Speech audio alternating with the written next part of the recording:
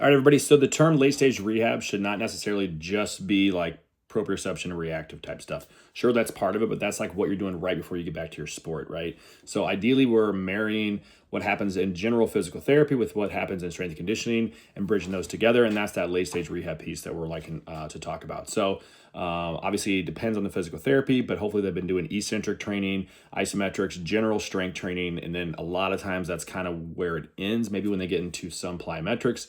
But we need to start ramping up those plyometrics to get into the speeds that we normally would within sports. So not just jumping from physical therapy and going straight back to the field. Instead, we're doing those kind of things on the field where we're doing nice closed, controlled agility or sprints, so they know where they're going, they know the starts and stops, and then we're adding some more reactive pieces, whether it be something as simple as a light or a coaching cue, then eventually adding more of a sports theme where you're having maybe a ball in there or a defender where they have to react left and right. We're also doing, again, that proprioception piece that I talked about on these later stages. So I like to do things where I'm sitting there and asking them simple questions, odds and even questions, math questions, things that are going to get them to not think about what they're doing in the exercise and think about what the actual answers to the question. So again, kind of more similar to a sport where you're not thinking about where your body's at in space.